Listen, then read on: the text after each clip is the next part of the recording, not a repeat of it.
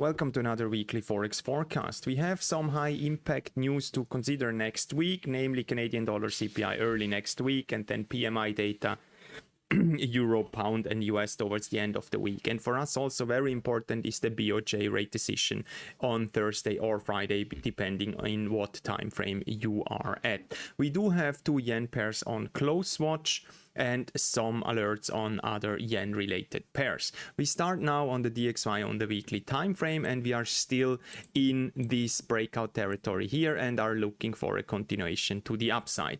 We can see that slowly some weakness is creeping into the dollar. Going down to the 4-hour time frame. We were discussing that last week already, that we are looking actually for the dollar to potentially come back one more time and create another base, closing the gap here before we then see the next leg to the upside. So this overall idea is still in play. However, we can also see that it's starting slightly corrective already, a bit earlier than expected, so we can see that we might get a nice bull flag continuation in this area, so that would also be okay and still support the overall idea. But keep in mind, even just trading from the areas we are right now into this low here is already quite a big gap. We're talking here of around 1.6% move, so this could also still be enough for a potential counter long trade in dollar related pairs. Moving on to Euro US dollar. On the weekly time frame, we see it's basically the inverse picture on the DXY, and we are kind of undecided right now. So we were tapping into the low, and it could be in both could go into both directions. We were also discussing a potential short-term long trade, which we actually got. We go here to the 1-hour time frame. So we shortly discussed that last week in case we tap one more time into the low and then get a continuation. That could be a potential long trade into this liquidity area up here, and we actually almost got it on the dot. However, I was not interested to trade this counter long trade and was looking for a short continuation in this area. However, we now formed, after the CPI data last week, we left a small gap here, and the structure seems to get slightly more complex. So right now I'm not interested to trade somewhere in here. I'm waiting for price to either tap one more time this liquidity area here and then turn back in and giving me on the lower time frame some form of a bearish continuation. Then I would consider entering a short again. Otherwise I will just wait until we are on the top end or on the bottom end of this range here. Moving on to Pound US dollar on the weekly time frame, we were already looking for short continuation. Nothing changed here. We ended up on a bearish week and still have some more room to go to tap into at least the next area of interest here to the left. Going down to the 4-hour time frame, we can see that we are building a slightly bigger structure now. So what I'm looking for now is actually a 4-hour continuation play.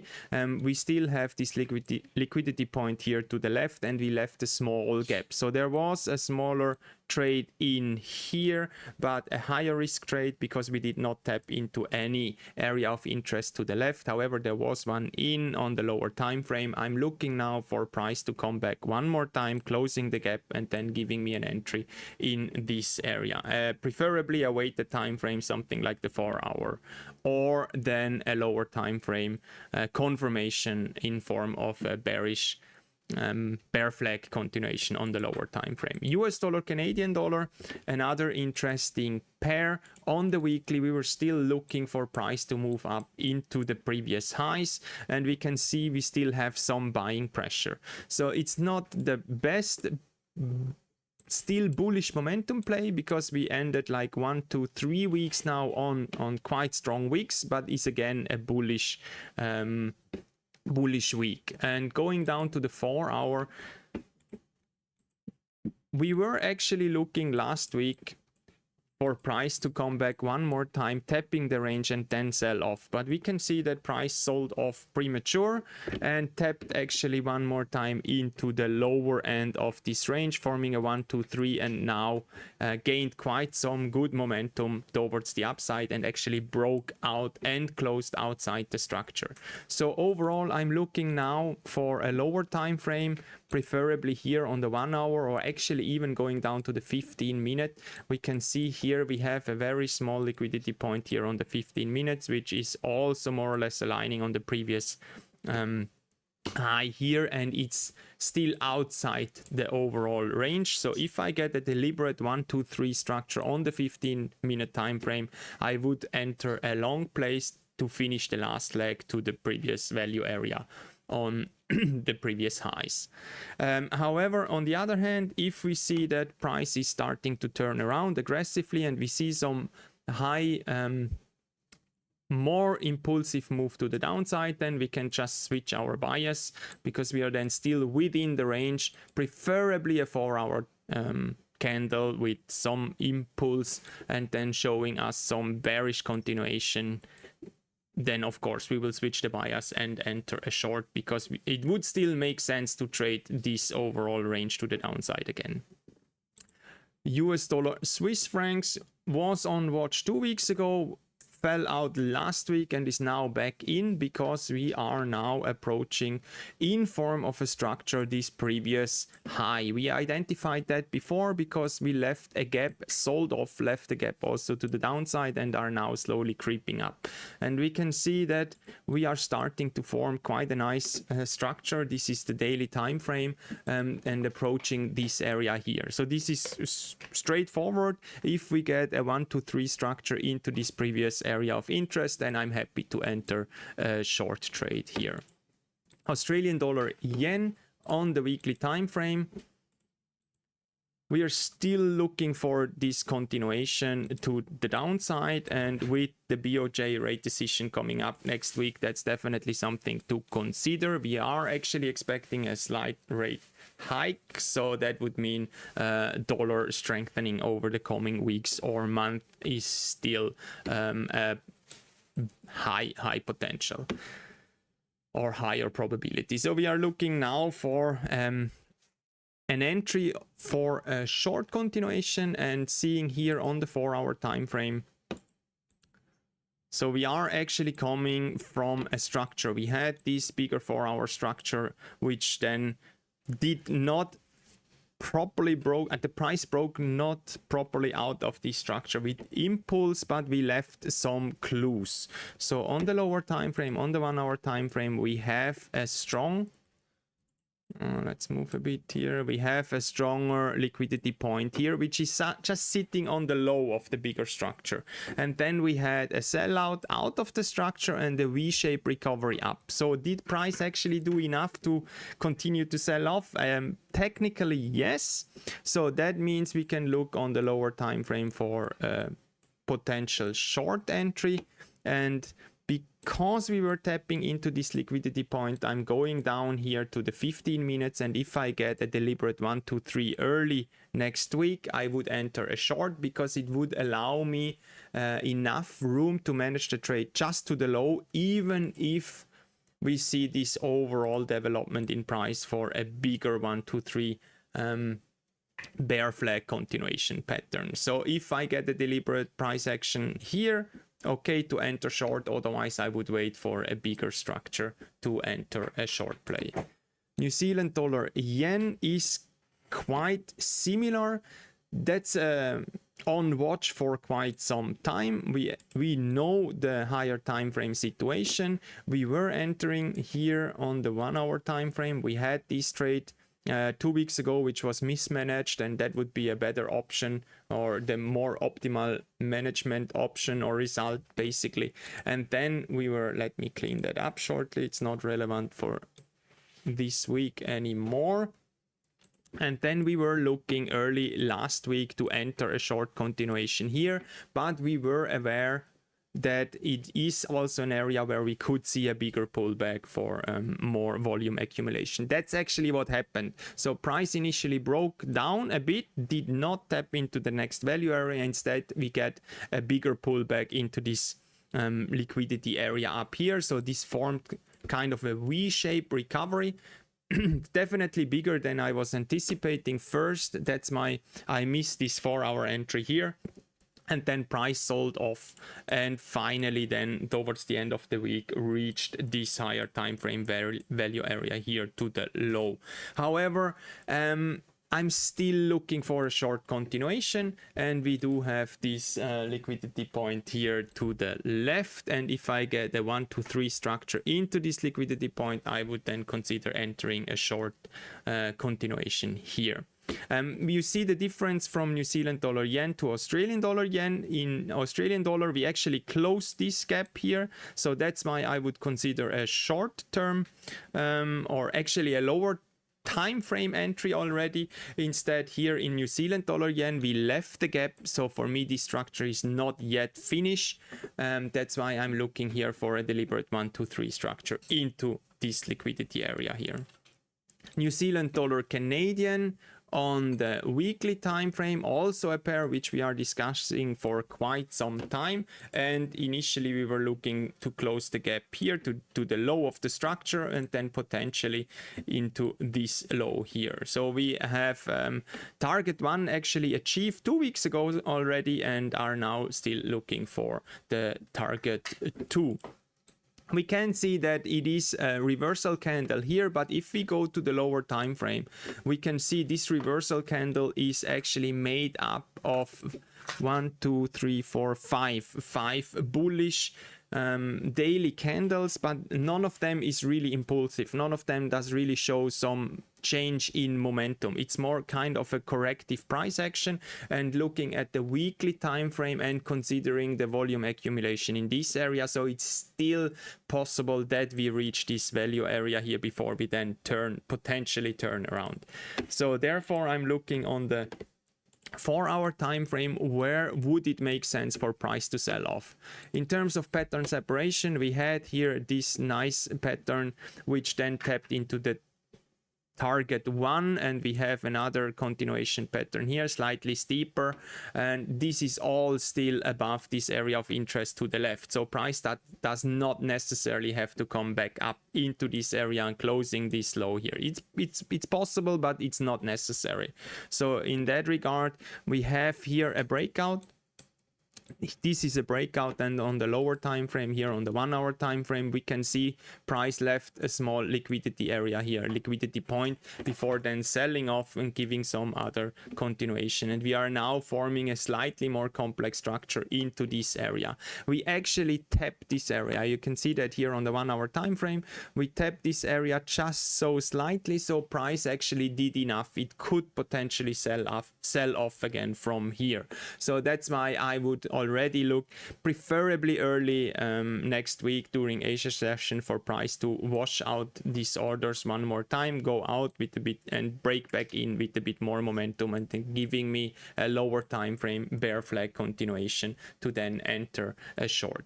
On the other hand, if price starts to move more impulsive to the upside, as long as we are still trading below this liquidity point, the overall idea is still in place. It will just grab more volume and we get a slightly more expanding structure. So as long as we are below, I'm still looking for a short continuation. I would not change my bias until I see a bull flag continuation outside this overall volume here. Euro New Zealand dollar is an interesting one. We are looking for that for quite some time, and we have very mixed and undecided price action. So positioning wise, it did everything it needs to continue to sell off, and then we had this very nice bearish week here on a perfect position, but we did not follow through. Instead, we had a bullish week after that, which started to question the overall idea, and now ended with another bearish week, but on a big wick. So very undecided price action. So I'm looking at this more from a failed structure. So I was still looking overall for a bullish continuation because we got this 1, 2, 3. We were tapping into this liquidity area here already, and then overall it would make sense to go into this value area up here, and this is 4 hours, so this is already weighted time frame. However, we failed, right? So price tapped into the area, made a nice bullish reversal, then we had an impulsive move to the upside and no continuation on the lower time frame. Instead, price came back up but failed again to make a lower low, and then started to more correctively go move to the upside, but then again failed to make a new high. So we are somewhere in between, and then finished with a very strong bearish reversal candle. So this is for me more like a failed bullish continuation here, and kind of a running channel, and price breaks and drops out of this running channel. So that's why in this instance I'm looking on the lower time frame for a bearish continuation. I'm going straight down to the 15 minutes. And you can see here we have a very small liquidity area here, but if I get a deliberate structure here early next week, I'm willing to enter a short in this area, because from the positioning and sequence, considering a failed breakout to the upside, that would make sense for price to at least come back down one more time into this area, and that would already be a very, very nice trade. And if it's the trade which goes, then we are already in a nice position higher up for a bigger longer term short trade on Euro New Zealand dollar. Euro pound, still the same idea like last week. We were discussing that before and looking for a bullish continuation after this tweezer bottoms here, and then the breakout out of this overall volume accumulation here, this more complex structure. Going down to the 1 hour time frame, we were looking already last week here for a bullish continuation. We did not get that. Actually, we were looking in this area already for a bullish continuation. Instead, we broke out slightly, and we are just sitting on the high here to the left on this area of interest. Here price just still slightly trading below, and then it's very similar to Euro New Zealand dollar. It's a failed structure. So when we go back to the 4 hour time frame, we can see that price lost momentum here on the high, right? So let me clean that up shortly. Then we had this washout, slight washout, and a nice bearish continuation, but then failed to connect. Instead, price came back one more time and then failed to break out. So it seems like it needs a slightly more volume before we see the next move. And this for me looks still more for a bullish continuation, considering the higher time frame positioning we are at the moment. So if price is forming another base here on a weighted time frame, a 4 hour reversal candlestick pattern here, I'm more than happy to enter along in this area, preferably with stop protection somewhere in this area here. So that could end up in a slightly bigger stop loss, but considering the positioning, it's still okay and worth to take. Pound Australian dollar on the weekly time frame. Pound Australian dollar and pound New Zealand dollar are both very similar, so you can play either way. We do have a gap here on pound Australian dollar, and we are in a bearish momentum run. Considering the positioning here on the 4 hour time frame, we are actually trading below here, below this last area of interest here to the left. Therefore, the positioning here is slightly better than on pound New Zealand dollar, but overall I'm still looking for a short continuation. And also here in terms of pattern separation, where does price has to go back? So we have this low here, which was still above this area to the area of interest to the left. Then we tapped into it and retested this low here. So price does not necessarily have to go back up here. And then we had this retesting of the low after the breakout, and then price started to sell off. So it would make sense to consider this one here, this small liquidity area here, as an area of interest for a short continuation. And we can see that price is starting to form a slightly more complex bearish continuation structure. So I'm looking right now for price to come back one more time, closing these gaps here into this liquidity area, and then showing some form of lower time frame 15-minute bear flag continuation to enter a short. Yeah, that's it. That's my watch list for next week. Thanks for watching. See you next week. Bye bye.